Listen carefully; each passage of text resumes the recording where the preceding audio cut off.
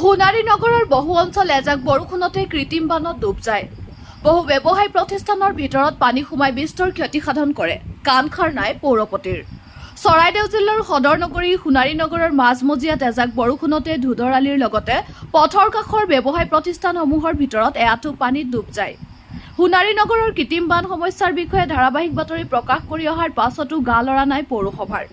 পূৰ্বৰ নলাসমূহ লাখ লাখ টকা খৰচ কৰি নিৰ্মাণ কৰা হল যদিও বিজ্ঞানসন্মতভাৱে নিৰ্মাণ নকৰাৰ বাবে এজাক বৰষুণতে নগৰখন কৃত্ৰিম বানৰ কবলত পৰে। পৌৰকৰ দুগুণ বৃদ্ধি কৰা হল, কিন্তু পৌৰ এলেকাৰ ৰাইজৰ সমস্যা সমাধানত ব্যৰ্থ সোণাৰী পৌৰসভা। আজি পুৱতি নিশা হোৱা এজাক বৰষুণৰ পাছতে নগৰখনৰ বহু অঞ্চল প্লাবিত কৰি তোলে সোণাৰী নগৰৰ ২, ৩ আৰু ৫ নং ৱাৰ্ডৰ বহু ৰাইজৰ বাসগৃহৰ ভিতৰত নলাৰ পানীৰে উপচি পৰে। ৰাইজে সোণাৰী পৌৰসভা পৌৰপতিৰ অকামান্যতাৰ বাবে সোণাৰীকৰ দাতা ৰাইজে জীয়াতু ভুগিবলগীয়া হৈছে বুলি উল্লেখ কৰে। घटना की म्यूनसिपालिटी ध्यान नहीं दे रहा है। नाला ऊपर है, दुकान नीचे है, दुकान में पानी घुस जा रहा है।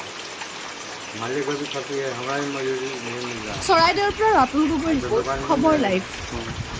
कम से कम 2 दिन बंद रहेगा। म्यूनसिपालिटी के चलते ये सब हो रहा है। टाउन का चेयरमैन भी सही नहीं है। मेन टाउन का चेयरमैन है, टाउन का चेयरमैन सही नहीं है। हम सुने हैं पब्लिक से, वही हम बोल रहे हैं। टाउन का चेयरमैन सही रहता था, म्यूनसिपालिटी को पकड़ता, नहीं पकड़ रहे हैं। यही हाल है। बारिश में तो सब दुकान बंद रहता है, जैसे टाटू लग गया ऐसे होता है।